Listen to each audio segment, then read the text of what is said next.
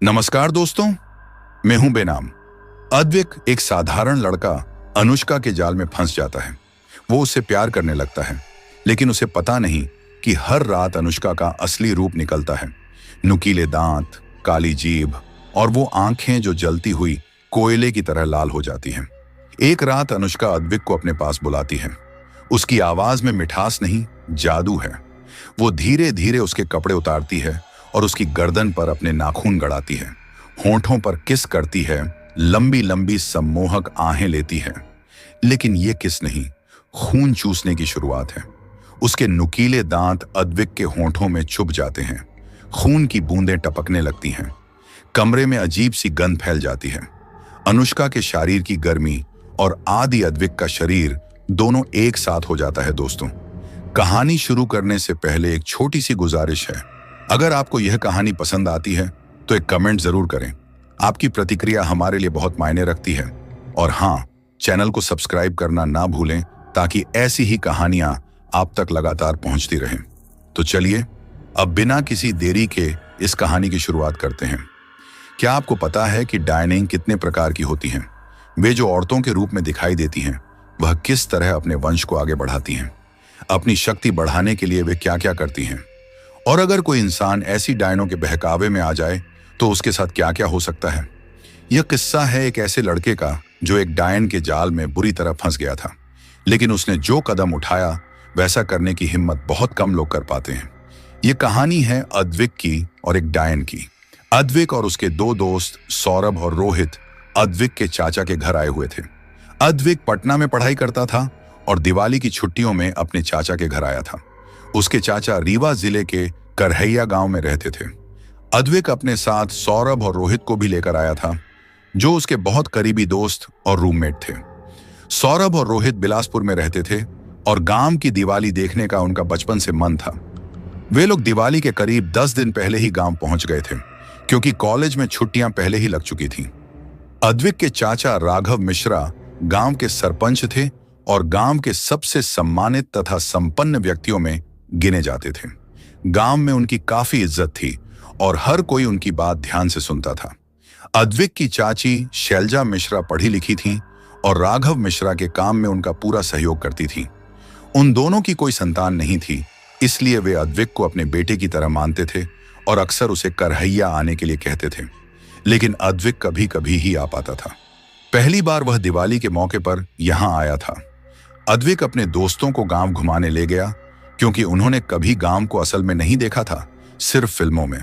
घूमते घूमते रात के करीब 10 बज गए और वे लोग गांव से काफी दूर निकल आए थे। जब वे वापस लौट रहे थे, तभी उन्हें कहीं से कुछ लड़कियों की आवाजें सुनाई दी। वे क्या कह रही थीं, ये तो समझ नहीं आ रहा था, लेकिन उनकी मीठी आवाज तीनों को बेहद स्पष्ट सुनाई दे रही थी। इतनी रात में वह भी ऐसी सुनसान जगह पर लड़कियों का होना उन्हें बहुत अजीब लगा। रोहित ने थोड़ा डरते हुए पूछा, यह कैसी आवाज है? क्या यहां इतनी रात गए लड़कियां आती भी हैं? उसकी बात सुनकर अद्विक ने कहा, पता नहीं यार, मैं यहां इतनी दूर पहले कभी नहीं आया। आज तुम दोनों साथ थे तो यहां तक आ गया। चाची मुझे यहां तक कभी नहीं आने देती। सौरभ ने अद्विक का हाथ थाम कर कहा, सुनना, अब जब हमने यहां तक कदम रख ही दिया है तो एक बार ये भी देख लेते हैं कि ये लड़कियां आखिर कर क्या रही हैं। इतनी देर रात यहां इतनी सारी लड़कियों का होना भी कोई साधारण बात नहीं है। अद्विक को उसकी बात ठीक नहीं लग रही थी, लेकिन सौरभ और रोहित के जोर देने पर वह भी आवाज की दिशा में आगे बढ़ गया।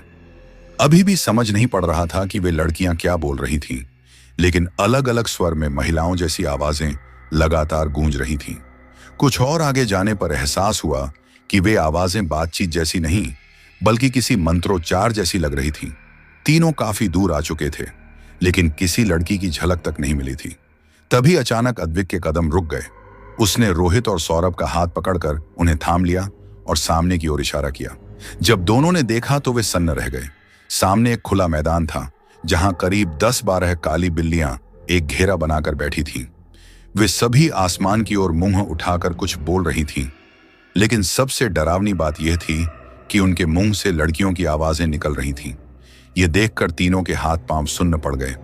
किसी को समझ नहीं आ रहा था कि अब क्या करें। सौरभ तो इतना कांपने लगा जैसे शरीर की शक्ति खत्म हो गई हो।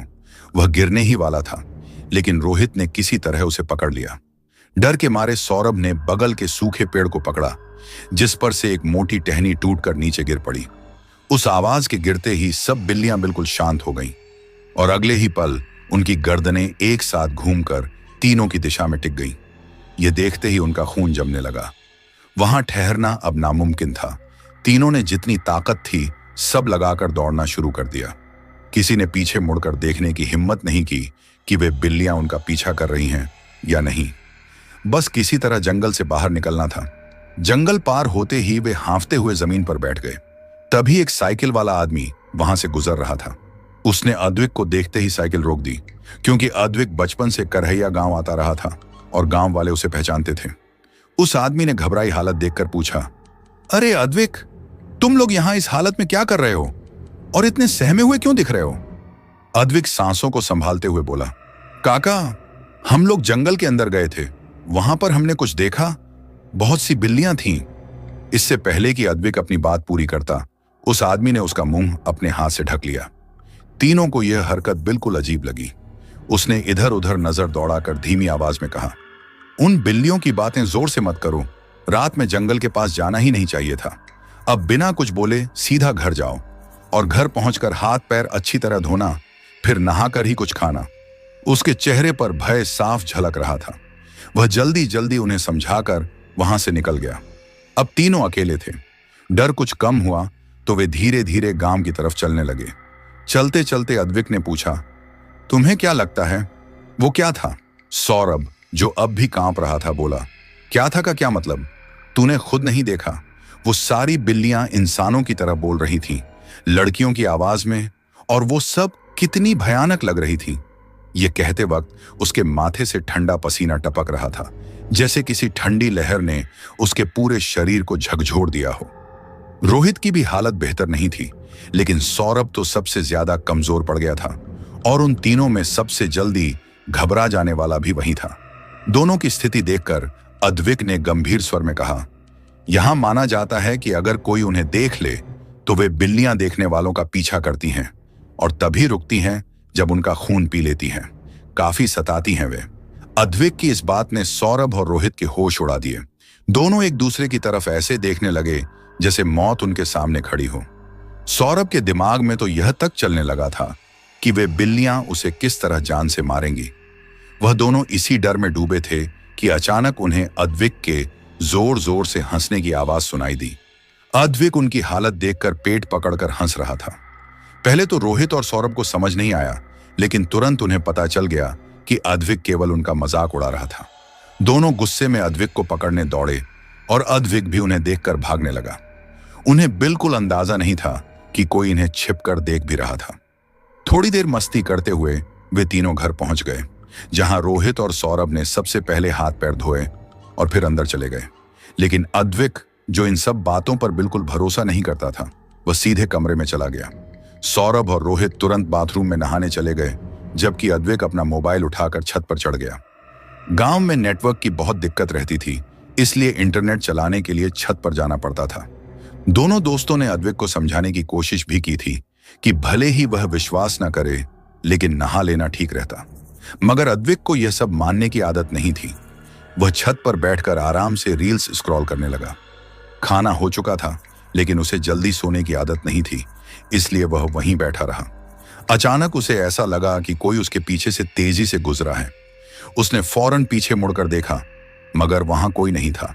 उसने लंबी सांस लेकर खुद को शांत किया, क्योंकि जंगल में देखा हुआ नजारा सच में भयानक था। वह खुद भी डर गया था, लेकिन दोस्तों के सामने डरपोक दिखना नहीं चाहता था। उसने फिर मोबाइल की तरफ देखा ही था कि उसे दोबारा एहसास हुआ कि कोई उसके पीछे आकर बैठ गया है। उसे किसी की सांस अपनी पीठ के बिल्कुल पास महसूस हो रही थी। वह छत की दीवार पर बैठा था और सामने दरवाजा था, जहां से कोई भी अंदर नहीं आया था, लेकिन उसके पीछे किसी की मौजूदगी बिल्कुल साफ लग रही थी। अद्विक ने धीरे से मोबाइल उठाया और फ्रंट कैमरा ऑन किया ताकि देख सके कि पीछे क्या है, मगर कैमरे में भी कुछ नहीं दिखा। उसने राहत की सांस ली, लेकिन जैसे ही उसने पीछे पलटकर देखा, वहां एक बहुत बड़ी काली बिल्ली बैठी थी। उसे देखते ही अद्विक घबराकर खड़ा हो गया। वह बिल्ली आम बिल्लियों से कई गुना बड़ी थी और उसकी नजरें सीधे अद्विक पर टिकी थीं। अद्विक ने देखा कि वह बिल्ली उसके पीछे लगे पेड़ की एक पतली डाल पर बैठी थी, लेकिन वह डाल इतनी पतली थी कि इतनी भारी बिल्ली का उस पर बैठना नामुमकिन था। अद्विक, तू इतनी रात को यहां क्या कर रहा है? नीचे आकर सो जा। अचानक शैलजा मिश्रा की आवाज सुनकर उसने दरवाजे की तरफ देखा। वह वहां खड़ी थी, जैसे नींद में ही आवाज सुनकर चली आई हो। शैलजा तो रोज सुबह जल्दी उठती थीं, इसलिए वो रात में 10 बजे तक सो जाती थीं। काकी, ये कहते हुए जैसे ही अद्विक ने फिर पीछे देखा, वहां कोई बिल्ली नहीं थी। वह छत की दीवार के पास जाकर इधर उधर देखने लगा और उस डाल को भी गौर से देखा जिस पर बिल्ली बैठी दिखाई दी थी, लेकिन अब वहां कुछ भी नहीं दिख रहा था। राघव मिश्रा ने हल्के गुस्से में कहा, अद्विक, रात के इस वक्त छत पर खड़े रहना ठीक नहीं है। कोशिश करो कि अंधेरा होने के बाद बाहर मत घूमा करो। अब कमरे में जाओ और आराम करो। अद्विक बिना कुछ बोले नीचे उतर आया और जाते जाते उसने छत का दरवाजा अच्छी तरह बंद कर दिया। कमरे में पहुंचकर उसने देखा कि रोहित और सौरभ सोने की तैयारी कर रहे थे। वह भी चुपचाप अपने बिस्तर पर लेट गया। नींद आने की कोशिश तो कर रहा था, लेकिन उसके दिमाग में वही अजीब डरावनी बिल्ली घूम रही थी।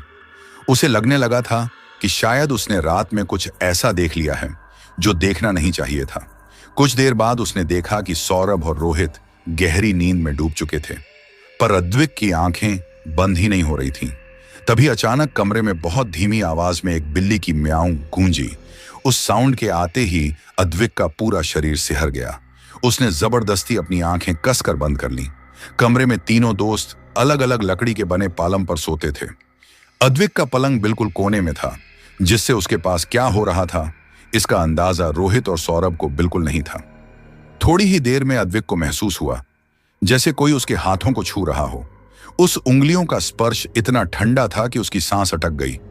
धीरे धीरे वह स्पर्श उसकी कमर के पास पहुंचा और फिर उसे लगा जैसे कोई उसके बिल्कुल पास आकर लेट गया हो। अब वह अपने पैरों पर किसी दूसरे पैर का दबाव महसूस कर सकता था। उसके गले के पास गर्म सांसें चल रही थीं, मानो कोई उसके कंधे पर अपना चेहरा टिका रहा हो। अद्विक में हिम्मत नहीं थी कि वह देखे आखिर उसके बगल में कौन सो रहा है। वह और भी जोर से आंखें बंद करके लेटा रहा। कब उसकी आंख लग गई उसे खुद भी पता नहीं चला, जैसे कुछ हुआ ही ना हो। अद्विक जागा तो पूरा सामान्य लगा। उसे याद भी नहीं था कि रात में क्या हुआ था। वह नहा धोकर दोपहर के खाने के लिए आ गया, क्योंकि वह 11 बजे के बाद उठा था। खाना खाते समय सब हंस बोल रहे थे। इसी बीच अद्विक की नजर खिड़की पर पड़ी, जहां एक औरत की परछाई दिखाई दी। उसके लंबे काले बाल, हल्का सा झुका चेहरा और सिर पर ओढ़ा हुआ दुपट्टा, सब कुछ साफ दिख रहा था। अद्विक का दिल धक से रह गया। उसी समय राघव मिश्रा ने पूछा, अद्विक, तुमने सौरभ और रोहित को अपने बचपन के दोस्तों से मिलवाया कि नहीं? अद्विक खिड़की से नजर हटाकर उनकी तरफ देखने लगा, और जब उसने दोबारा खिड़की की तरफ देखा, वह परछाई गायब थी। उसने खुद को संभालते हुए कहा, नहीं चाचा, आज नहीं मिल पाए, कल जाएंगे। जिग्नेश गांव में ही है ना? जिग्नेश और बिटू उसके बचपन के दोस्त थे। बिटू अब शहर में नौकरी करने लगा था और जिग्नेश अभी भी करहैया गांव में अपने पिता के साथ खेती करता था। तभी शैलजा मिश्रा ने धीमी आवाज में कहा, बेटा, जिग्नेश के भाई का जिक्र मत करना।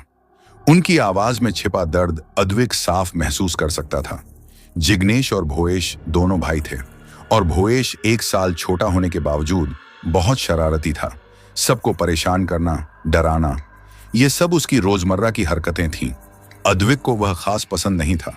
शैलजा कुछ और कहने ही वाली थी कि राघव मिश्रा ने उन्हें रोकते हुए कहा, उसे परेशान मत करो, बच्चे छुट्टियां मनाने आए हैं।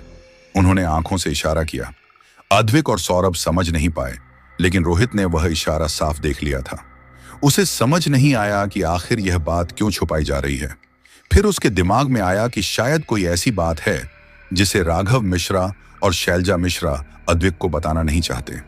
इसी वजह से राघव ने शैलजा को तुरंत चुप करा दिया था। रोहित ने भी सोचा कि यदि घर वालों ने खुद बात टाल दी है तो वह भी इस मामले में दखल नहीं देगा। इसीलिए उसने चुपचाप खाना खाना जारी रखा। समय दोपहर के 1 बजने के करीब था। तभी राघव मिश्रा ने अद्विक की तरफ देखते हुए कहा, अद्विक, तुम्हें याद तो होगा कि करहैया के पास देवराही में हर साल दिवाली पर बड़ा मेला लगता है। वहां काफी सस्ते और अच्छे सामान मिल जाते हैं।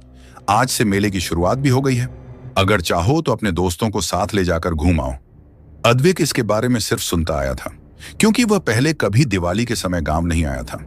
लेकिन राघव मिश्रा अक्सर उसे इस मेले के बारे में बताया करते थे।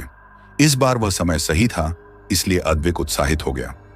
जिग्नेश और बिट्टू भी कई बार उसे बता चुके थे कि मेले में खूब चहल पहल रहती है और कई तरह के झूले भी लगते हैं।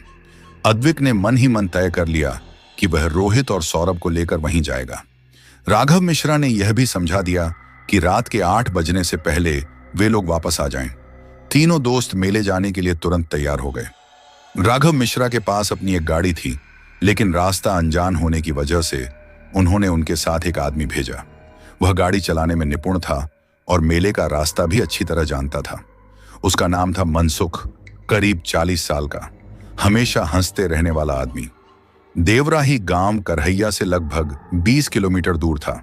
बीच का रास्ता पहाड़ी था, आसपास घना जंगल फैला हुआ था और कहीं कहीं आम के बगीचे नजर आते थे। हालांकि उस समय पेड़ों पर आम नहीं थे, जिससे तीनों दोस्तों को थोड़ी निराशा हुई। रास्ते भर मनसुख उन्हें जंगल की कहानियां सुनाते गया। उसने बताया कि रात के समय उस इलाके में कोई नहीं जाता, क्योंकि कई बार वहां सिंह दिखाई दे जाते हैं। वन विभाग के नियमों के कारण किसी को भी शेर को नुकसान पहुंचाने की अनुमति नहीं थी, और खास बात यह है कि शेर भी कभी गांव में किसी को हानि नहीं पहुंचाते थे।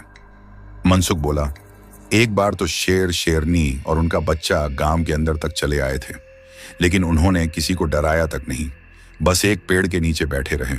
अंधेरा होते ही चुपचाप वापस जंगल में चले गए। लोग उन्हें घेर कर खड़े थे, पर उन्होंने किसी को कुछ नहीं कहा। अद्विक इन किस्सों से परिचित था, लेकिन रोहित और सौरभ पहली बार ऐसा कुछ सुन रहे थे, इसलिए दोनों के चेहरे पर उत्साह साफ दिख रहा था। तभी अद्विक की नजर अचानक जंगल की तरफ गई। पेड़ों के बीच से एक लड़की बाहर भागती हुई दिखाई दी, जो 18 से 19 साल से ज्यादा नहीं लग रही थी। वह तेजी से दौड़ते हुए गाड़ी को हाथ देकर रुकवाने की कोशिश कर रही थी। अद्विक बोला, मनसुख काका, जरा रुकिए, लगता है लड़की को लिफ्ट चाहिए। मनसुख ने तुरंत कहा, अरे बेटा, यहां लिफ्ट विफ्ट का चलन नहीं है, ये पहाड़ी रास्ता है, लोग पैदल ही आते जाते हैं। उसकी बात सुनकर रोहित और सौरभ हंस पड़े, लेकिन अद्विक ने फिर जोर देकर कहा, काका, गाड़ी रोकिए, वह लड़की हमारे साथ ही आना चाहती है, शायद लगता है वो भी मेले की तरफ जा रही है। अद्विक की जिद देखकर मनसुख ने गाड़ी रोक दी। उसने पलटकर देखा, एक खूबसूरत लड़की उनकी तरफ आ रही थी। उसने लाल रंग का सलवार कमीज पहना हुआ था। लाल रंग उसके गोरे चेहरे और तेज नैन नक्श को और निखार रहा था। गाड़ी रुकते ही लड़की और तेजी से दौड़ती हुई आई और जैसे तैसे गाड़ी तक पहुंची। वह हांफती हुई सीधा मनसुख के पास आई और गुस्से से बोली, काका, दिखाई नहीं देता क्या? कब से आवाज दे रही थी कि गाड़ी रोकिए? आप तो बिना देखे भागे जा रहे थे। 2 मिनट रुक जाते तो आसमान नहीं टूट जाता। वह लड़की मनसुख को डांट रही थी, लेकिन मनसुख उसे आश्चर्य से देख रहा था, क्योंकि उसने उसे पहले कभी भी गांव में नहीं देखा था। पर वह लड़की मनसुख से जिस तरह बात कर रही थी, उसे देखकर ऐसा लग रहा था जैसे वह उसे पहले से जानती हो और उसी फैमिलियरिटी के साथ उस पर नाराज भी हो रही थी। उधर रोहित और सौरभ तो उसे देखकर दंग रह गए थे। दोनों के मन में यही सवाल उठ रहा था कि क्या वाकई गांव में इतनी खूबसूरत लड़कियां होती हैं? उसे देखकर तो शहर की लड़कियां भी फीकी लगने लगे। उसके बाद लड़की ने हल्की मुस्कान के साथ अद्विक की तरफ देखा और बेहद नम्रता से बोली, सर प्लीज, क्या आप मेरी थोड़ी मदद कर सकते हैं? गांव की लड़की होने के बावजूद उसका इंग्लिश एक्सेंट साफ था, जिससे अद्विक भी हल्का सा मुस्कुरा उठा। उसने कहा, why not, please be seated. लड़की मुस्कुराई और पीछे जाकर बैठ गई, जहां रोहित और सौरभ पहले से बैठे थे। इतनी खूबसूरत लड़की जब उनके बिल्कुल पास आकर बैठी तो दोनों की मुस्कान और ज्यादा चमक उठी। अद्विक मनसुख के पास फ्रंट सीट पर बैठा था। उसने पीछे देखे बिना पूछा, वैसे आपने अपना नाम नहीं बताया और आप जा कहां रही थी? लड़की ने कहा, मेरा नाम अनुष्का है और मैं मेले की तरफ जा रही हूं। रोहित ने मजाकिया स्वर में कहा, क्या आपका नाम अनुष्का शर्मा है? अनुष्का ने मुस्कुराकर रोहित की तरफ देखा और बोली, नहीं, बिल्कुल भी नहीं। उधर मनसुख ने गाड़ी बढ़ा दी और थोड़ी देर बाद वे लोग मेले के पास पहुंच गए। देवराही गांव के बाहर बने खुले मैदान में मेला लगा था। सच कहा जाए तो मेला बहुत बड़ा था। छोटी बड़ी हर चीज वहां मिल रही थी। खासकर गांव की कढ़ाई वाले कपड़े बेहद अच्छे और काफी सस्ते थे। गाड़ी से उतरते ही अनुष्का एक चंचल हिरनी की तरह भीड़ में गायब हो गई। उसे इस तरह जाते देख रोहित और सौरभ की खुशी एक पल में फीकी पड़ गई। सौरभ बोला, यार कम से कम एक थैंक यू तो बोल जाती और जाते जाते नंबर ही दे देती, क्या जाता उसका। अद्विक हंसते हुए बोला, लगता है लड़की होशियार थी, नहीं तो तुम दोनों तो उसे मेले में पकड़कर ही घूमने लगते। मनसुख मेला घूमने का इच्छुक नहीं था, इसलिए वह गाड़ी में ही बैठकर आराम करने लगा और तीनों दोस्त अंदर चले गए। मेले में ज्यादातर सामान लड़कियों के लिए था, जिसमें उनका कोई खास दिलचस्पी नहीं थी, क्योंकि अभी तक तीनों की जिंदगी में ऐसी कोई लड़की आई ही नहीं थी जिसे वे गर्लफ्रेंड या लाइफ पार्टनर कह सकें। तीनों ने अपनी मां और बहनों के लिए चीजें खरीदी। अद्विक ने शैलजा मिश्रा के लिए सुंदर सी चूड़ियां भी ले ली, क्योंकि शैलजा उसे हमेशा अपने बेटे जैसा ही मानती थी। मेले में बहुत ज्यादा भीड़ थी, इसी वजह से अद्विक रोहित और सौरभ से अलग हो गया। लेकिन पहले से तय था कि मेला खत्म होने पर वे लोग गाड़ी के पास ही मिलेंगे, इसलिए अद्विक ने परेशान हुए बिना सामान देखना जारी रखा। तभी उसे एक जानी पहचानी सी आवाज मिली, अरे मौसी 50 में दे दो ना, 70 बहुत ज्यादा है। आवाज सुनते ही उसने मुड़कर देखा। वहां अनुष्का खड़ी थी। वह पारंपरिक लंबे झुमके देख रही थी और बेचने वाली औरत से मोल भाव कर रही थी। उसे 50 रुपए में झुमके चाहिए थे और वह औरत 70 से नीचे आने को तैयार नहीं थी। अद्विक आगे बढ़ा और झुमके बेचने वाली से बोला, मौसी एक काम कीजिए, 250 में 5 दे दीजिए। 50 वाले दाम पर 5 झुमके देने में औरत ने तुरंत हामी भर दी। उसने 5 झुमके अद्विक को दिए और उनमें से एक झुमका अनुष्का को देते हुए बोला, ये लो, तुम्हें 50 में मिल गया, अब खुश। अनुष्का ने खुश होकर झुमके लिए और उन्हें पहनकर पूछा, कैसी लग रही हूं। अनुष्का का रूप तो पहले ही बहुत खूबसूरत था, गोरा रंग जैसे दूध पर चमक रहा हो। जब वह हंसती तो दोनों गालों में पड़ने वाले गड्ढे उसकी सुंदरता को और बढ़ा देते थे, और अब इन पारंपरिक लंबे झुमकों ने उसके चेहरे की खूबसूरती को कुछ और ही निखार दिया था। बहुत ही खूबसूरत। अनुष्का ने तुरंत 50 रुपए निकालकर अद्विक को देने की कोशिश की, लेकिन अद्विक ने मुस्कुराते हुए उसे लेने से मना कर दिया। अनुष्का जिद करने लगी, लेकिन अद्विक पैसे लेने को तैयार नहीं था। तभी उसने कहा, अगर तुम चाहो तो इसे गिफ्ट समझकर रख लो। अनुष्का ने हल्की मुस्कान दी और पूछा, गिफ्ट? लेकिन मैं तुम्हारा गिफ्ट क्यों लूं? क्या मैं तुम्हारी गर्लफ्रेंड हूं? अद्विक का दिल जोर से धड़क रहा था। मन तो कह रहा था, हाँ बन जाओ, लेकिन जुबान उसके दिल के एहसास को व्यक्त करने में असमर्थ थी। ये शब्द उसके अंदर अटक गए। अनुष्का ने जबरदस्ती अद्विक का हाथ पकड़ा और 50 रुपए का नोट देते हुए कहा, तुमने मुझे यहां तक लाने में मदद की और अब गिफ्ट भी दे रहे हो, तो इसे स्वीकार करना ठीक रहेगा। अद्विक ने महसूस किया कि यह स्पर्श पहले भी कहीं महसूस हुआ है, लेकिन उसे याद नहीं आया कि कब। उसके शरीर में हल्का करंट दौड़ गया, पर उसने सोचा, यह तो सिर्फ पहली बार का एहसास है। अनुष्का अद्विक को मेला दिखा रही थी, क्योंकि वह यहां पहले भी आ चुकी थी। अद्विक आज पहली बार आया था, इसलिए सब कुछ बहुत रोमांचक लग रहा था, खासकर अनुष्का का साथ। तभी अद्विक की नजर एक शेर के जोड़े पर पड़ी, जो चुपचाप पेड़ के नीचे बैठे थे। लोग उनके आसपास घूम रहे थे, लेकिन शेरों को कोई फर्क नहीं पड़ रहा था। अद्विक को यह अजीब और उत्साहित करने वाला लगा। शेर हमेशा डरावने लगते हैं, लेकिन ये शांत बैठे थे। अनुष्का बोली, यह कितना अद्भुत है। मैं कई बार आई हूं, लेकिन इतनी नजदीक से शेर नहीं देखे। शेरनी इधर उधर देख रही थी, लेकिन शेर आंखें बंद करके बैठा था। अचानक शेरनी ने अद्विक और अनुष्का की तरफ देखा और जोर से गर्जना करने लगी। उसकी आवाज से पूरा मेला डर के सन्नाटे में बदल गया। शेर भी उठ खड़ा हुआ और दोनों जोर जोर से दहाड़ने लगे। अद्विक और अनुष्का दोनों डर के मारे पीछे हट गए।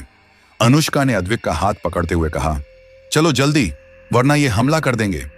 तभी उसका पैर मुड़ गया और वह जमीन पर गिर गई। अद्विक ने तुरंत उसे गोद में उठाया और गाड़ी की तरफ भागा। वहां पहले से ही सौरभ और रोहित डर के मारे खड़े थे।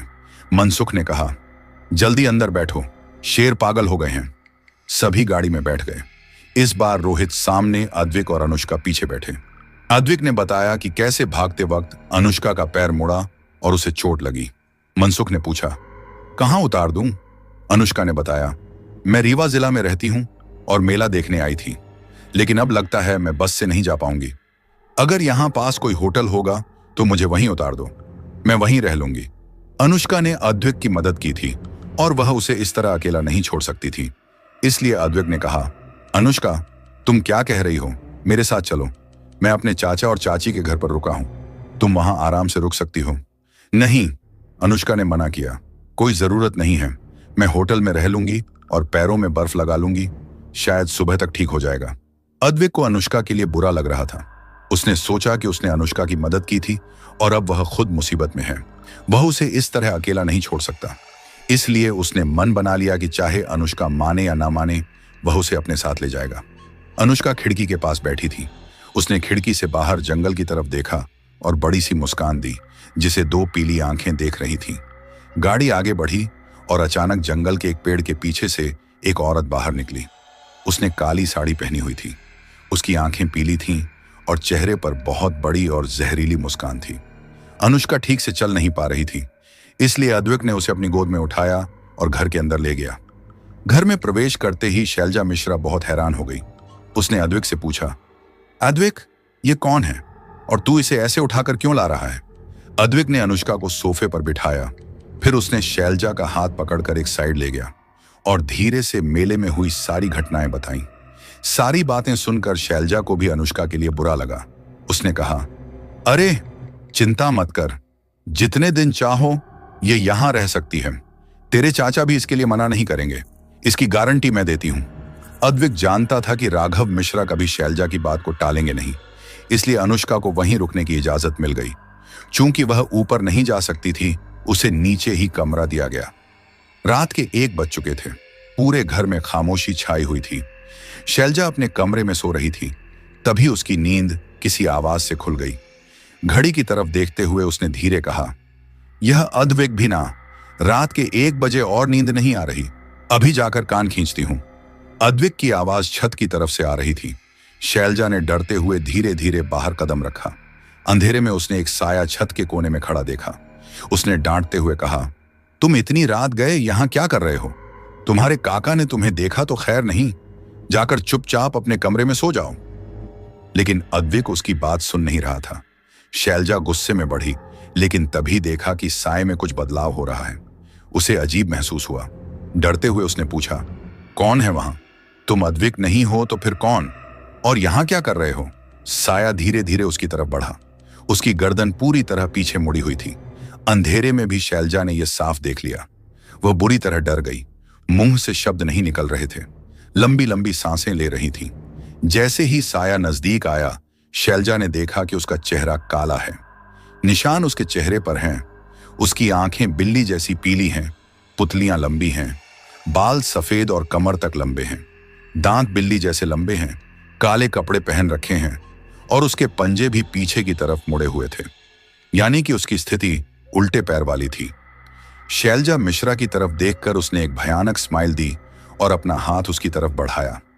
उसकी लंबी लंबी नाखून देखकर शैलजा की आंखों के सामने अपनी मौत साफ नजर आने लगी। धीरे धीरे वह भयानक डायन शैलजा की आंखों के सामने खड़ी हो गई और नजदीक से और भी डरावनी लग रही थी।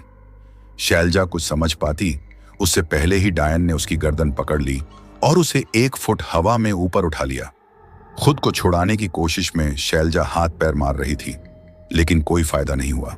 वह चीखते हुए कह रही थी, अरे यार, कहां हो तुम? अचानक राघव मिश्रा की आवाज सुनते ही डायन गुस्से में शैलजा को नीचे पटक दी। शैलजा ने देखा कि वह बड़ी सी बिल्ली बनकर छत से नीचे कूद गई। देखते ही देखते उसके सामने अंधेरा फैल गया। आंखें बंद करते समय उसने देखा कि राघव मिश्रा दरवाजे से अंदर आ रहे थे। शैलजा अचानक चिल्लाकर उठकर बैठ गई। तभी उसे पता चला कि सूरज की धूप फैल चुकी है और राघव मिश्रा उसके पास ही बैठे हुए हैं। उनके चेहरे पर चिंता के भाव साफ दिखाई दे रहे थे। दूसरी तरफ अद्विक, रोहित और सौरभ भी चिंता भरी नजरों से शैलजा को देख रहे थे। वह कहां है? राघव मिश्रा को समझ नहीं आ रहा था कि शैलजा क्या कह रही है, लेकिन डॉक्टर ने कहा था कि उसे ज्यादा तनाव नहीं देना है। इसीलिए राघव मिश्रा ने उसके माथे पर हाथ रखते हुए कहा, चिंता मत करो, यहां कोई नहीं है, हम तुम्हारे पास हैं, अभी आराम करो। शैलजा बहुत डरी हुई थी, लेकिन किसी तरह राघव मिश्रा ने उसे शांत किया और सबने राहत की सांस ली। जब अद्विक, रोहित और सौरभ बाहर आए तो सोफे पर अनुष्का काफी परेशान बैठी हुई थी। जैसे ही उसने देखा कि तीनों कमरे से बाहर आए, उसने अपनी जगह से उठते हुए पूछा, अब आंटी कैसी हैं? वह ठीक है। लगता है उन्होंने बहुत डरावना सपना देखा था, या शायद नींद में चलते हुए छत पर चली गई हूं। मुझे नहीं पता क्या हुआ, लेकिन अभी उनसे कोई सवाल नहीं पूछ सकते। शायद उन्हें किसी चीज से डर लगा है। अद्विक ने अनुष्का को समझाते हुए कहा, अभी भी तुम लंगड़ाते हुए चल रही हो। राघव मिश्रा ने तुम्हें वहीं पर रुकने के लिए कहा, और शैलजा की तबीयत ठीक नहीं होने के कारण आज कोई बाहर घूमने नहीं गया। दिवाली की तैयारियां भी करनी थी, इसलिए राघव मिश्रा ने नौकरों को घर की सफाई करने के लिए कह दिया। दिन भर नौकर सफाई में लगे रहे। इस दौरान अद्विक अपने दोस्तों के साथ गार्डन में था। वहां आम के पेड़ लगे हुए थे, लेकिन अभी आम नहीं उगे थे। तीनों आपस में मजाक कर रहे थे। तभी अद्विक ने देखा कि अनुष्का घर से बाहर धीरे धीरे आ रही थी। वह तुरंत उसके पास पहुंचा और सहारा देते हुए पूछा, अनुष्का, तुम अकेले बाहर क्यों आ रही हो? तुम्हें आराम करना चाहिए।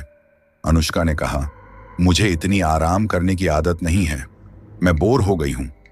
अद्विक उसे अपने दोस्तों के पास ले आया, जहां वे लोग आपस में बातें कर रहे थे। बातों बातों में रोहित ने अनुष्का की तरफ देखकर पूछा, वैसे अनुष्का, तुमने अपने घर वालों को फोन तो कर दिया है ना कि तुम यहां हो? मुझे लगता है तुम्हें अपना नंबर हमें भी दे देना चाहिए। रोहित ने देखा कि सौरभ उसे तिरछी नजर से देख रहा है, लेकिन उसने ध्यान नहीं दिया। अनुष्का थोड़ी हिचकिचाई और फिर बोली, मेरे पास मोबाइल फोन नहीं है। तीनों हैरान हो गए। अनुष्का काफी मॉडर्न लग रही थी और कॉलेज की छात्रा भी थी, तो उसके पास मोबाइल क्यों नहीं है? आजकल छोटे छोटे बच्चों के पास भी फोन होता है। अनुष्का आगे बोली, मेले में भागते समय मेरा मोबाइल गिर गया और फिर मुझे वह वापस नहीं मिला। तीनों बस यही सुनकर सोच में पड़ गए, लेकिन उसके हाव भाव उसके शब्दों से मेल नहीं खा रहे थे। अनुष्का ने अद्विक का हाथ पकड़ लिया और कहा, क्या तुम मुझे घुमाने लेकर जाओगे? मुझे बहुत बोरियत हो रही है। हाँ हाँ, क्यों नहीं, चलो, तुम्हें क्या देखना है, मैं तुम्हें सब दिखाऊंगा। अद्विक ने तुरंत कहा और अपनी दोस्त सौरभ और रोहित की तरफ एक आंख मारी, फिर अनुष्का को लेकर वहां से आगे बढ़ गया। रोहित और सौरभ कुछ देर तक वहीं खड़े रहे। फिर रोहित ने सौरभ की तरफ देखकर कहा, यार, मुझे यह अनुष्का ठीक नहीं लग रही। सौरभ हंसते हुए बोला, दोस्त, अंगूर खट्टे होते हैं। कुछ देर बाद दोनों गांव घूमने निकले, क्योंकि बोरियत उन्हें परेशान कर रही थी।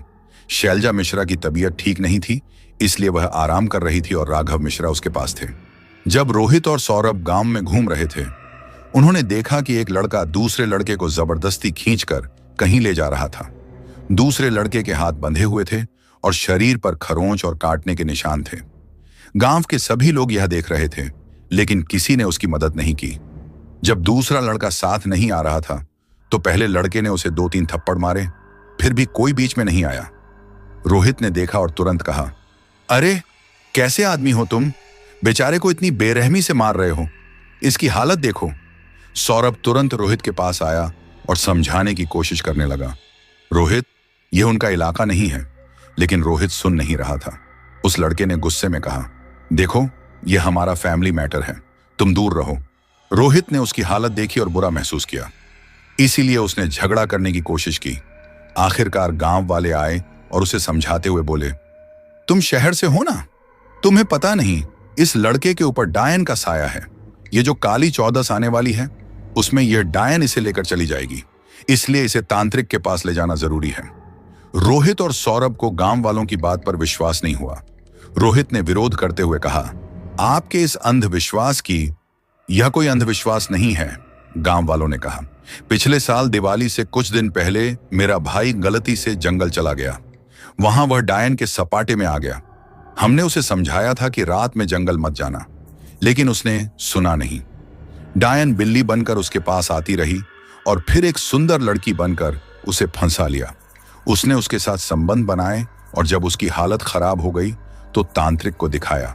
तांत्रिक ने बताया कि यह डायन है जो बिल्ली बनकर रहती है, लड़कों को फंसाती है और अगले काली 14 के दिन बलि लेती है। यह सुनकर लड़का भावुक हो गया। रोहित और सौरभ को इस बात पर भरोसा नहीं हुआ, लेकिन उन्होंने भी जंगल में कई बिल्लियां देखी थीं। तभी उन्होंने देखा कि वह लड़का अपने भाई को गाड़ी में बैठा रहा था और खुद ड्राइविंग सीट पर जा बैठा। रोहित जल्दी से उसके पास गया और बोला, सुनो, मुझे पूरी बात बताओ। हम भी जंगल में गए थे और बिल्लियां देखी थीं जो इंसानों की भाषा में कुछ कह रही थीं।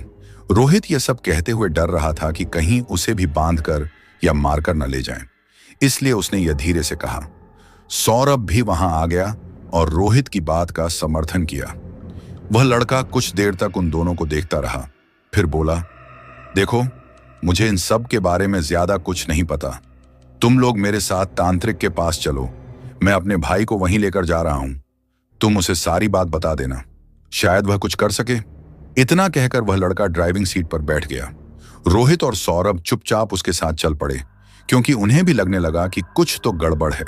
दूसरी तरफ अद्विक अनुष्का को गांव के बीचों बीच घुमाते घुमाते बाहर ले गया। वहां एक सुंदर झरना और गहरा जंगल था। दोनों झरने के पास आकर बैठ गए और अब तक एक दूसरे का हाथ थामे रहे। बातें करते करते अनुष्का ने अद्विक को गले लगा लिया। अनुष्का का इतना पास आना अद्विक को चौंका गया। उसे नहीं लगा था कि अनुष्का इतनी जल्दी तैयार हो जाएगी। अद्विक ने भी उसे अपने गले से लगाया।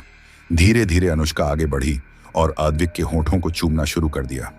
यह अद्विक के लिए नया अनुभव था। उसने आंखें बंद कर लीं और अनुष्का के साथ बह गया।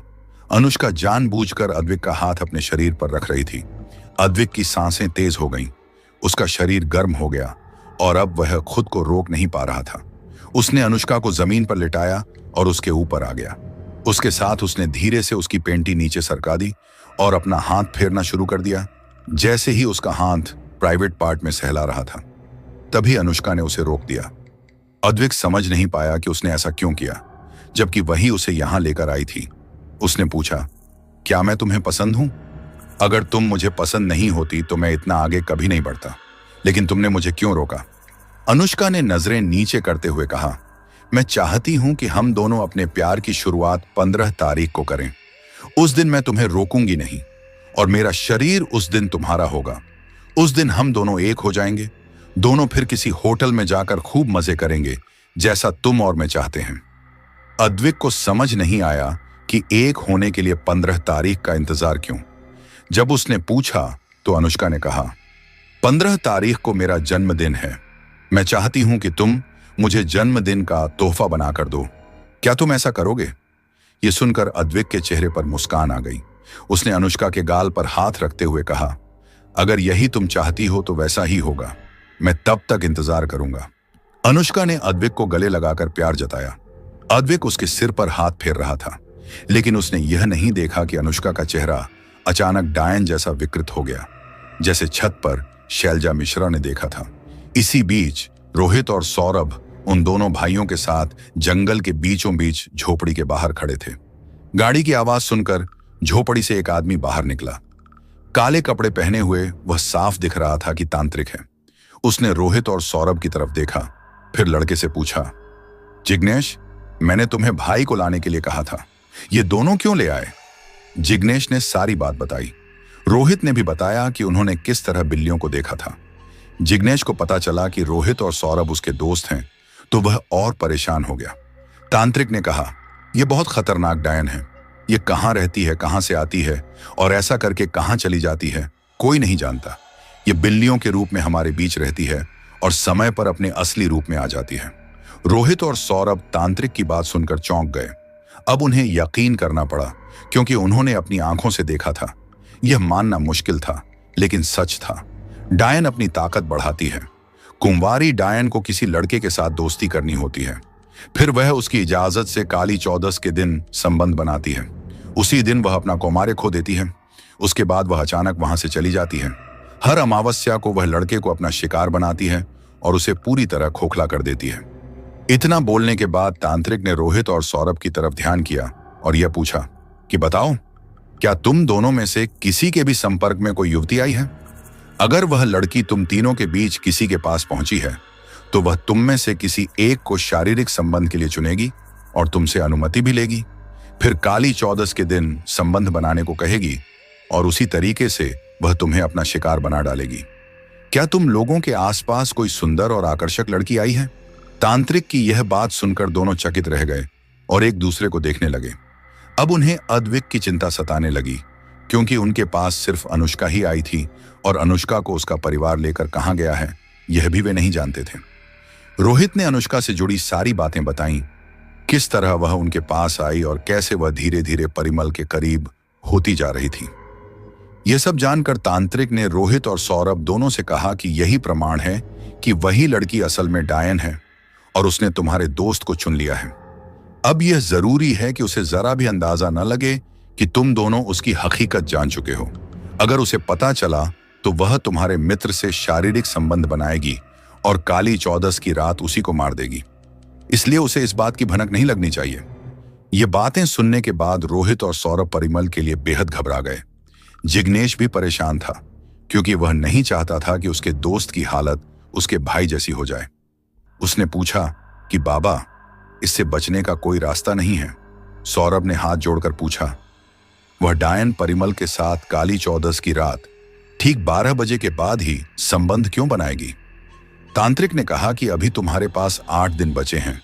सबसे पहले तो यह ध्यान रखना कि उन दोनों को किसी भी हाल में अकेला मत छोड़ना। दूसरी बात, वह डायन दिन में एक बार अपने असली रूप में आती है। उसे आना ही पड़ता है, नहीं तो उसकी शक्तियों पर असर पड़ेगा। उसी समय अगर उसके बाल काट दिए जाएं तो उसे रोका जा सकता है। बाबा ने यह बात तो बता दी, लेकिन सुनने में जितनी आसान लगती है, असलियत में उतनी मुश्किल है। अगर अनुष्का वास्तव में डायन है तो उसके पास इतनी ताकत होगी कि कोई उसके करीब भी नहीं जा पाएगा। ऐसे में बाल काटना लगभग असंभव होगा। तांत्रिक ने कहा, मैं तुम लोगों को ताबीज दे देता हूं, उसे गले में पहने रखना, पर ध्यान रहे कि वह डायन इस ताबीज को देख न ले, वरना उसे सब समझ आएगा। और याद रखना कि काली चौदस के दिन तुम्हें अपने दोस्त को यह ताबीज बांधना होगा, नहीं तो उसे तुरंत पता चल जाएगा। तब तक उसके बाल काटने की कोशिश करना, पर उसी समय जब वह असली रूप में हो। इतना कहते ही उसने रोहित के हाथ में 5 ताबीज रख दिए, जो उस घर में रहने वाले 5 लोगों के लिए थे। रोहित ने उन्हें संभाल कर जेब में रखा और दोनों ने तुरंत पहन लिया। इसके बाद तांत्रिक ने भाईश पर तांत्रिक क्रियाएं करना शुरू किया, क्योंकि उसके पास अब समय कम था। 8 दिन बाद काली चौदस को उसकी बलि दी जानी थी और उसे यह होने से रोकना था। रोहित और सौरभ के सामने वह तांत्रिक कभी जादू के मंत्र से तो कभी कोड़ों से बेचार भाईश को मारता था, और यह देखकर जिग्नेश की आंखें नम हो जाती थीं। इन सब कारणों से भाईश दिन ब दिन कमजोर होता गया, लेकिन यह सब करना जरूरी था। जब भाईश बेहोश हुआ तब उसके हाथ में ताबीज बांधा गया। फिर तांत्रिक ने जिग्नेश को एक सफेद पाउडर देते हुए कहा, इस सफेद राख से तुम्हारे भाई के आजू बाजू में एक लक्ष्मण रेखा खींच दो। ध्यान रहे कि तुम्हारा यह छोटा भाई रेखा के बीच में ही रहे। अगर गलती से यह रेखा मिट गई तो वह डायन इसे अपने पास ले जाएगी और फिर तुम्हारे हाथ में सिर्फ उसका मुर्दा शरीर आएगा। उसके बाद मैं तुम्हारी किसी भी मदद नहीं कर पाऊंगा। जिग्नेश घर लौटते समय बहुत दुखी था। उसने बताया कि किस तरह एक सुंदर लड़की अचानक उसके भाई के जीवन में आई और भाईश को पूरी तरह अपने वश में कर लिया। वह हमेशा भाईश को अकेला करती थी और दूर रखती थी, फिर अचानक काली चौदस के बाद गायब हो जाती थी। लड़की के जाने के बाद भाईश पागल सा हो गया। दिन में शांत रहता, लेकिन रात में उसकी देह में वासना की आग भड़क उठती।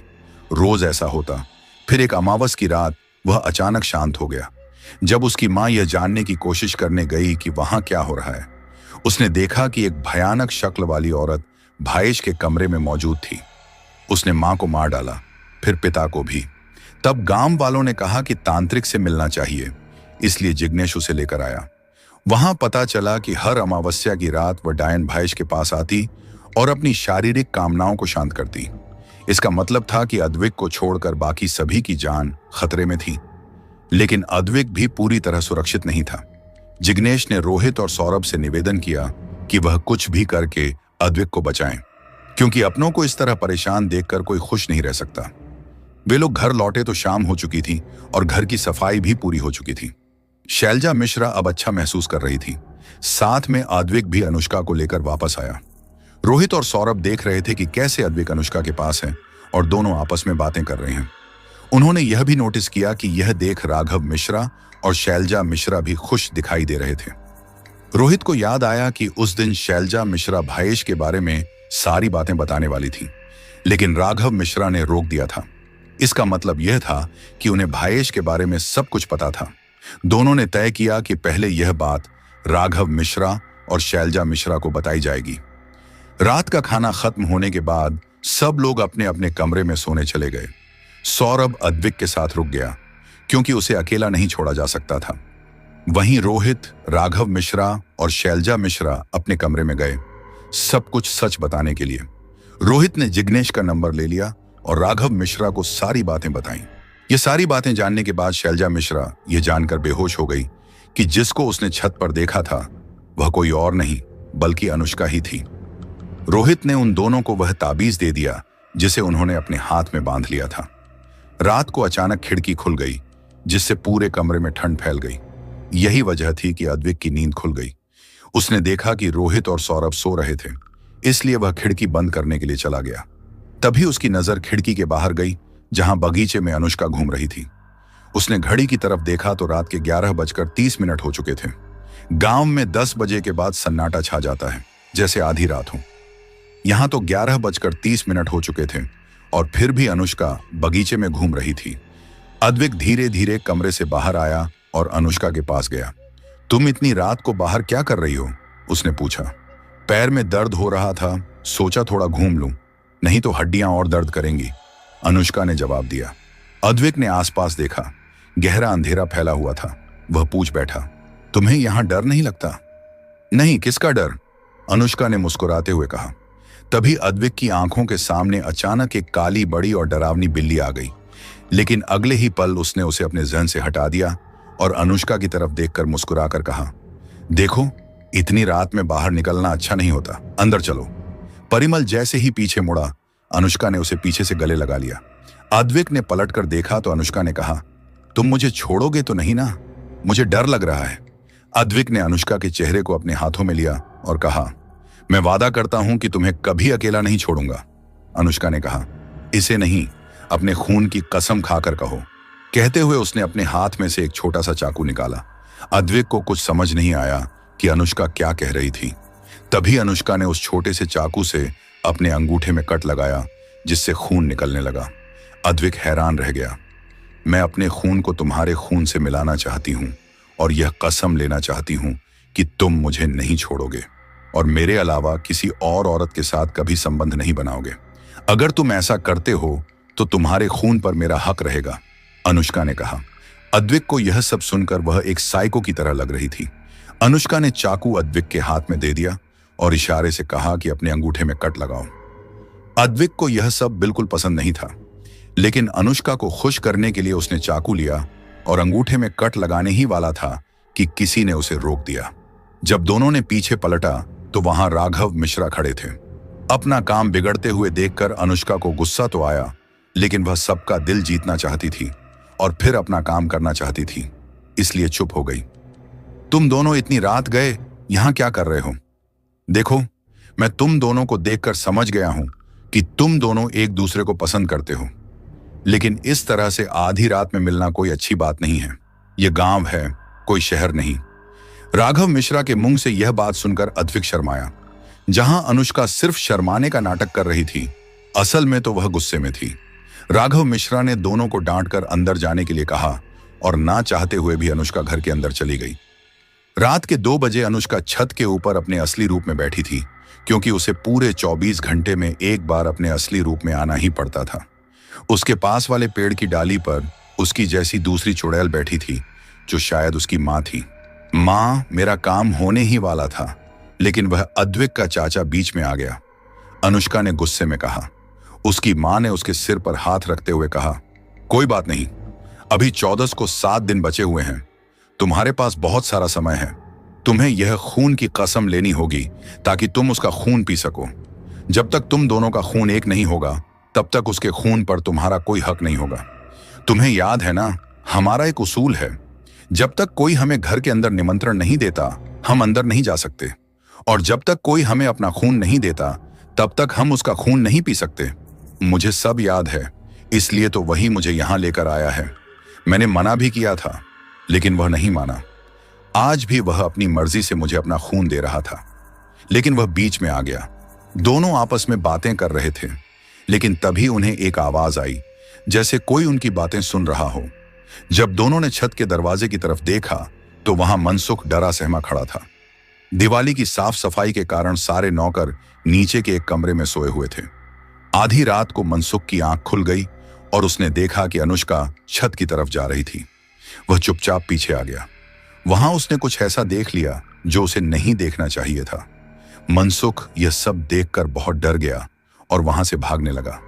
बेटी, अगर इसने यह बात पूरे घर में बता दी तो तुम्हें तुम्हारा शिकार नहीं मिलेगा। अनुष्का की मां घर के अंदर नहीं आ सकती थी क्योंकि उसे अंदर आने का निमंत्रण नहीं मिला था। लेकिन अनुष्का ने अपने लंबे सफेद बालों को और लंबा किया और उसके बाल एक रस्सी की तरह मनसुख के पैरों को जकड़ लिया। मनसुख चिल्लाने के लिए मुंह खोलने ही वाला था कि उसके बाल उसके मुंह के अंदर चले गए। मैं इस रात का काफी समय से इंतजार कर रही थी। अब मैं किसी को इसे बिगाड़ने नहीं दूंगी। उसके बालों ने मनसुख को उसके सामने खड़ा कर दिया। वहां मनसुख दोनों भयानक डायनों को देखकर डर से थर थर कांप रहा था, लेकिन उसके मुंह से चीख तक नहीं निकल पा रही थी। अनुष्का गुस्से में थी। उसने अपने नाखूनों से मनसुख के शरीर को नोचना शुरू किया। मनसुख दर्द से चिल्ला भी नहीं पा रहा था। कुछ ही देर में वह मर गया। अनुष्का ने मनसुख के शरीर का इतना बुरा हाल कर दिया कि उसे पहचान पाना भी मुश्किल हो रहा था। उसने उसे वहीं पर फेंक दिया और घर के अंदर चली गई। वह इतने आराम से घर के अंदर जाकर सो गई जैसे उसने कुछ किया ही ना हो और वह एक मासूम लड़की जैसी लग रही थी। दूसरी तरफ अद्विक को अजीब अजीब सपने आ रहे थे। उसे एक भयानक सपना दिखाई दे रहा था जहां पर अद्विक अपने दोस्त जिग्नेश को देख रहा था, जो परेशानी में अपने घर में इधर उधर दौड़ रहा था, और भावेश जो एक कमरे के अंदर बंद था, उसे पलंग के साथ बांधा गया था। वह जोर जोर से चिल्ला रहा था। तभी उसे किसी की आवाज सुनाई दी जो जिग्नेश का नाम पुकार रही थी। जिग्नेश ने दरवाजा खोले बिना खिड़की से बाहर देखा तो वहां शैलजा मिश्रा खड़ी थी और वह जिग्नेश को आवाज लगा रही थी। जैसे ही जिग्नेश ने शैलजा को देखकर बाहर देखा तो उसने शैलजा को घर के अंदर आने के लिए कहा। शैलजा एक बार उसी मुस्कान के साथ घर के अंदर आ गई और अंदर आते ही उसने अपना पूरा रूप बदल लिया। इस वक्त वह एक विकृत डरावनी डायन के रूप में थी। जिग्नेश कुछ समझ पाता उसके पहले ही उसने जिग्नेश का सिर पकड़कर इतनी जोर से घुमाया कि जिग्नेश का सिर पूरी तरह पीछे की तरफ मुड़ गया। उसकी गर्दन पूरी तरह घूम गई और वह वहीं पर मर गया। इसके बाद वह अंदर कमरे में गई जहां भावेश उसे भूखी नजरों से देख रहा था। डायन तुरंत निर्वस्त्र हो गई और भावेश के पास आ गई। डायन ने अपनी हवस की प्यास भावेश से बुझाई और उसके साथ बहुत ही बुरी तरह से संभोग करने को मजबूर कर दिया, और इसी हवस के कारण वह बेकाबू हो गया, उसकी आत्मा को अपने अंदर ले लिया। अद्विक, तू ठीक है ना? घर में एक हादसा हो गया है। अद्विक डर के मारे अपनी आंखें खोल दी। उसका पूरा शरीर पसीने से भीग चुका था। उसने भगवान का नाम लिया और इस बुरे सपने को भूलने की कोशिश की। जब वह बाहर आया तो उसे पता चला कि मनसुख अपनी जगह से गायब था। पहले तो सबको लगा कि वह अपने घर गया होगा, लेकिन उसका सामान वहीं था। सबने उसे खोजा और सुबह जब सब लोग छत पर उसे ढूंढने गए तो वहां मांस के टुकड़े इधर उधर बिखरे हुए मिले। कपड़ों से सबने पहचान लिया कि वह मनसुख था। सब लोगों ने यही सोचा कि रात के समय किसी जंगली जानवर ने हमला किया होगा, क्योंकि कभी कभार रात में जंगली जानवर गांव में घुस आते थे। हालांकि अभी तक किसी इंसान पर हमला नहीं हुआ था, लेकिन इतना खतरनाक काम कोई जानवर ही कर सकता था। अद्विक को भी ऐसा ही लग रहा था। घर में रोहित और सौरभ के साथ साथ राघव मिश्रा और शैलजा मिश्रा को भी पता चल गया था कि इन सब के पीछे किसका हाथ है, लेकिन वे कुछ कह नहीं सकते थे। सबके सामने ही अद्विक और अनुष्का एक दूसरे के नजदीक आ रहे थे, लेकिन उन दोनों को दूर करने की हिम्मत किसी में नहीं थी। राहत की बात सिर्फ इतनी थी कि अद्विक को जान का खतरा नहीं था, लेकिन उसे सुरक्षित रखना जरूरी था। उन लोगों ने यह सोच लिया कि वह लोग जल्द ही अद्विक को सारी बातें बता देंगे, लेकिन उसके लिए अद्विक का अकेला होना जरूरी था। अनुष्का हमेशा अद्विक के साथ गुड़ में मक्खी की तरह चिपकी रहती थी। सब लोग सोच ही रहे थे कि क्या करना चाहिए कि तभी राघव मिश्रा का फोन बजने लगा। उन्होंने देखा तो नंबर बिटू का था, जो अद्विक का दोस्त था। बिटू शहर में नौकरी करता था। फोन यूं अचानक आते देखकर राघव मिश्रा ने तुरंत फोन उठा लिया। अंकल, जल्दी जिग्नेश के घर आइए, दोनों भाइयों की डेड बॉडी यहां पर है। यह सुनकर राघव मिश्रा हैरान हो गए और वह अपने साथ अद्विक और बाकी सबको लेकर तुरंत जिग्नेश के घर चले गए। वहां उन्होंने देखा कि जिग्नेश की डेड बॉडी हॉल में थी, जिसका सिर बुरी तरह पीछे मुड़ा हुआ था। अंदर जाकर देखा तो भावेश की बॉडी उसके बेड पर ही थी, जिसे जंजीरों से बांधा गया था। रोहित ने देखा कि पलंग के चारों तरफ सफेद रंग के पाउडर की एक लाइन बनी हुई थी, जो अब भी सुरक्षित थी। भावेश के शरीर पर नाखूनों के निशान थे और उसकी आंखें व मुंह इस तरह खुले हुए थे जैसे उसके शरीर के अंदर से उसकी आत्मा खींच ली गई हो। भावेश के शरीर पर एक भी कपड़ा नहीं था। वह निर्वस्त्र अवस्था में मरा हुआ था। उसे देखकर ऐसा लग रहा था जैसे उसके साथ किसी ने शारीरिक संबंध बनाया हो और फिर उसे उसी हालत में मार दिया हो। बिट्टू ने बताया कि वह दिवाली की छुट्टी लेकर शहर से अपने घर लौट रहा था। रास्ते में उसने देखा कि जिग्नेश के घर का दरवाजा आधा खुला पड़ा था। उसे लगा कि शायद वह मिल ले, लेकिन उसे क्या पता था कि अंदर कदम रखते ही उसे जिग्नेश की निर्जीव देह दिखाई देगी। जो कुछ हुआ था वह देखकर साफ था कि वह डायन दोनों भाइयों को खत्म कर चुकी थी। अद्विक यह सब सुनकर और घर की हालत देखकर बिल्कुल स्तब्ध रह गया, क्योंकि वही दृश्य उसने सपने में देखा था। अब उसे समझ नहीं आ रहा था कि उसका सपना था या कोई भविष्य का संकेत। गांव वालों से डायन की चर्चाएं सुनकर उसका विश्वास सपने की ओर बढ़ता जा रहा था, पर वह इसे सिर्फ सपना ही मानता रहा।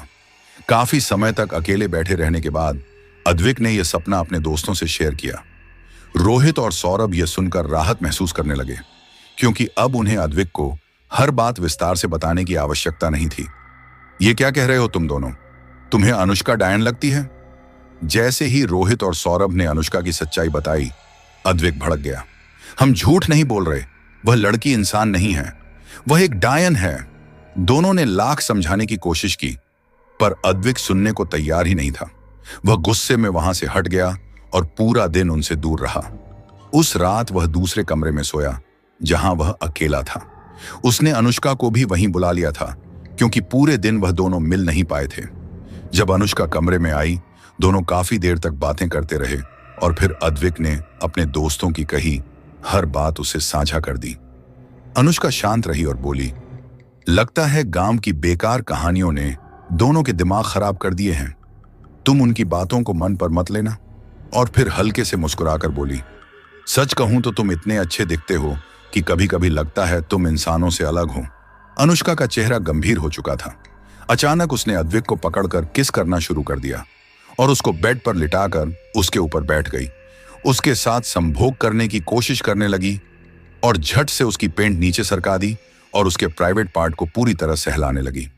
सब कुछ इतना तेज हुआ कि अद्विक को समझने तक का मौका नहीं मिला। उसने उसे धीरे से बिस्तर पर लिटाया और उसके ऊपर आकर धीमे स्वर में बोली, मुझे लगता है मेरे पास अब समय बहुत कम है। इससे पहले कि सब खत्म हो जाए, मुझे अपने कुंवारेपन का अंत करना होगा। अद्विक घबरा गया। उसे कुछ समझ ही नहीं आ रहा था कि अनुष्का इतनी अजीब बातें क्यों कर रही है। वह उससे सवाल पूछने ही वाला था कि तभी अनुष्का ने उसके कुर्ते के बटन खोलने शुरू कर दिए। लेकिन जैसे ही वह अगला कदम उठाने वाली थी, वह अचानक पीछे की ओर उछलकर हवा में खिंच गई और अद्विक से दूर जा गिरी। उसी पल उसका रूप बदल गया। उसका चेहरा विकृत हो चुका था। दांत बहुत लंबे हो गए थे। उसके सफेद बाल हवा में फड़फड़ा रहे थे और नाखून चाकू की तरह नुकीले हो चुके थे। अद्विक यह रूप देखकर डर से कांप उठा।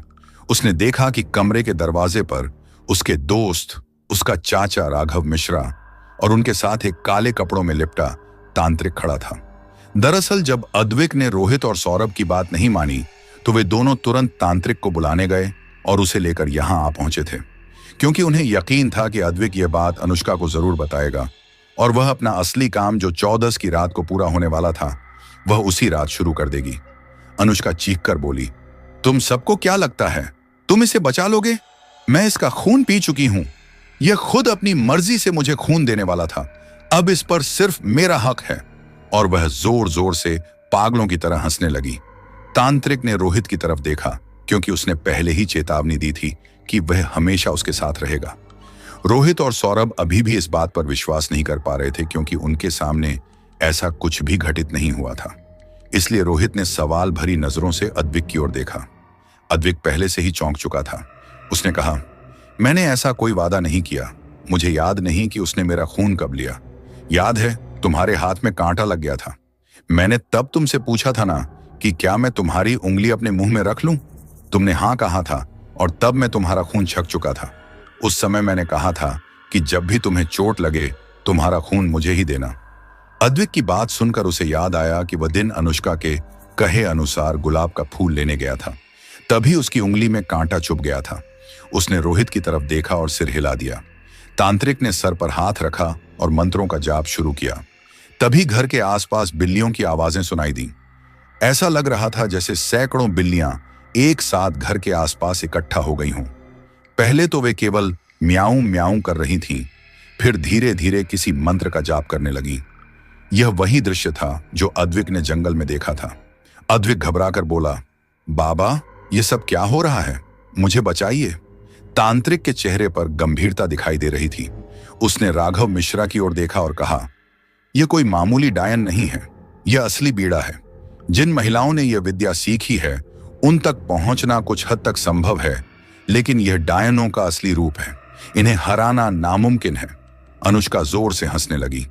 फिर उसने अद्विक की तरफ देखते हुए भयानक स्वर में कहा, तुम तैयार हो ना मेरे साथ संबंध बनाने के लिए?